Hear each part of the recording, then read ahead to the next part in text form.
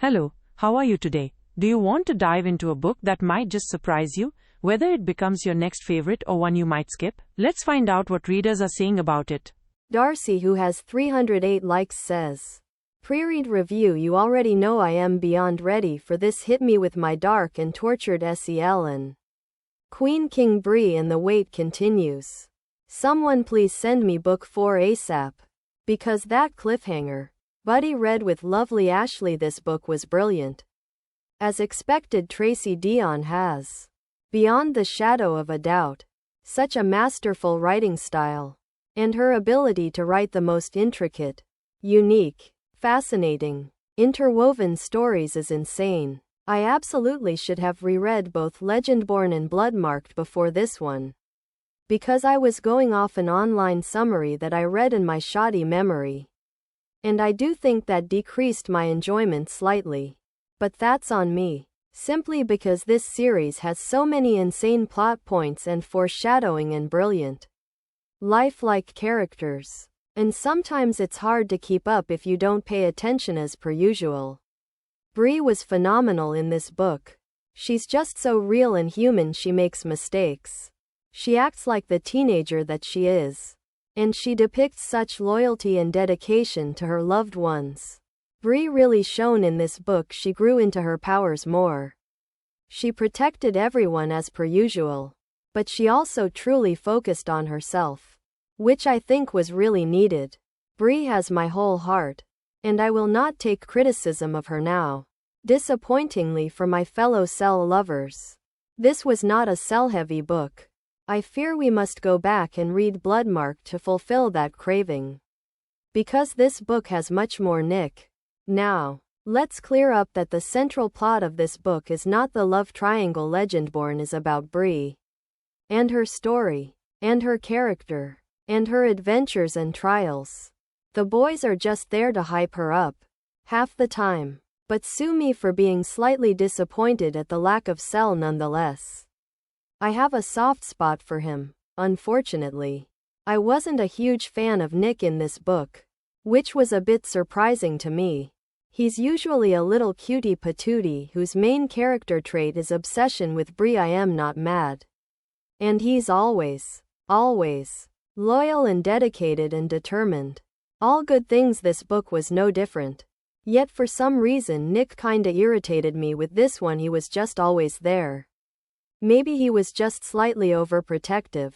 And I wanted him to take a step back and leave Bree be. She's strong and capable.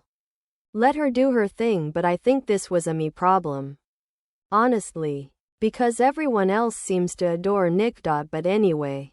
The plot, the magic, the side characters, Lark and William are just the sweetest little couple, and I demand more of them.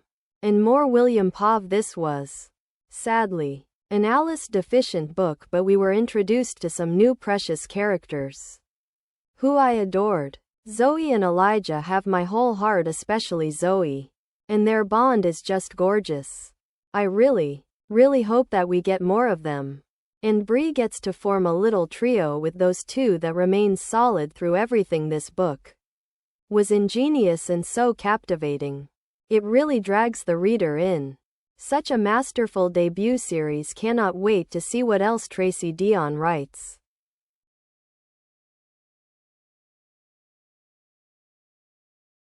Lauren's Little Library, who has 41 likes, says, even though the first half of the book was slower paced, I understand why it had to be. Deonn was moving the pieces into perfect position so that the gripping, absolutely insane second half was possible. As soon as we get into the locked room scenario, the narrative and its emotional potency skyrockets, more than making up for the setup. Notes on the audio As the series now includes other POV chapters. I was utterly delighted to see that Simon Schuster allocated budget to hire voice actors for each POV. All were fantastic except for one. The narrator for Mariah made a grating vocal choice when speaking as Valeches. And it genuinely gave me a headache and had me needing to take breaks.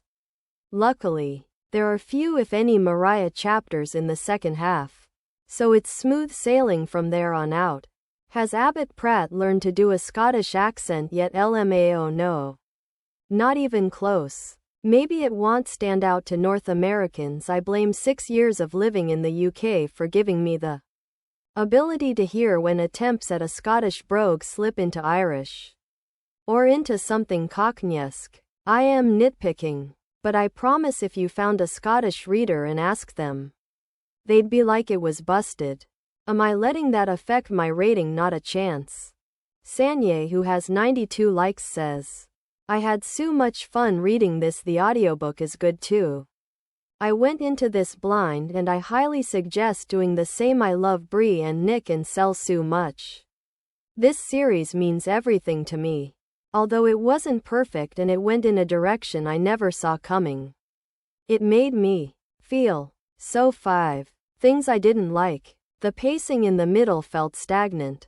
It felt like nothing happened and we were stuck in the same place for way too long. Pre-read. Buddy read with Kat. I am so excited to see what Bree, Selwyn, Nick have been doing. Borrowed the audiobook from the library following along with my physical copy. Claire House, who has 36 likes, says, unpopular opinion, but I was not a fan of this book. I tried super hard to like it, but there were too many things going on for me to like it. For starters, I disliked the plot. This book was huge. 642 pages. Yet it felt like barely anything of substance actually happened. It just felt like filler. And very little was resolved. Sel's demonia was not resolved. And neither was Alice's condition, which I thought were both guaranteed to be resolved since the book is 642 pages long. Also, don't get me started on the trope of her losing her memories. I just don't get why that was necessary since it added nothing to it. The whole book went super slow. Then in the last 50 pages it was suddenly going way too fast. Next, I disliked the different point of views. I can totally get why it was needed. And I liked it in the beginning. But it wasn't proportioned well. There was too much William and Mariah in the beginning. Then they totally dropped their POVs and left it only Bree for the rest of it. On top of that, there was like 3 chapters from Natasia's POV, which barely told us much about Sel and was too sporadic. I also found the characters lacking. I really liked Bree in Bloodmarked, but she frustrated me in this book. She kept saying she wanted to be untouchable, unstoppable, and impervious, but I didn't really see too much growth in those aspects of her. And there was like zero character growth for Nick. He was just too basic. Sel has been my favorite character since the end of Legendborn, since he has layers to his personality, but he was in like 2 of the book, which I found really frustrating. Lastly, the romance. I hated it. Their romance was physical, pure physical attraction. It even said that while Bree did not know who Nick was, her body recognized him and just reacted when they were kissing. I rooted for Bree and Sel since book 1, since there was actually a romance between them that was more than physical attraction. Then, she decided to totally eliminate Sel and any romance she had with him in this book. Book 1 was mainly Bree Nick. Then book 2 was Breezel. And then book 3 was Bree Nick. I don't like the switching back and forth. Just choose one. And the whole we have to pretend to be fiancés and share a single room trope is too overused. Plus there were a lot of cheesy lines. Overall, I was very disappointed. While I will probably read the next book to see what happens, this book was just not for me. Azanta Azatarides, who has 88 likes, says, if you find a jaw on the floor, it's mine. Please return to Onertis the eve before Oathbound. So here's my full review. 4.5 stars. This was an incredible feat of storytelling. From start to finish, Tracy flips the game on how to tell a story, push her characters forward, and introduce plot into an already moving story. Tracy has said pretty clearly to avoid spoilers on all fronts for Oathbound. From structure to POVs to any little detail, so we'll keep this vague. This is a story that you can Absolutely expect from only Tracy Deonn. Bree faces the ultimate stakes in this book, and I can't fathom how a 17-year-old girl has to deal with all of this. Poor Bree King, but with her found family and her intuition, I trust she'll get through it. Part 3 of Oab was absolutely wild, and I was pacing through most of it. I am not kidding. The ending of this book genuinely had my hands shaking as I turned the very last page. I will only say that I am okay waiting for book 4 while I recover.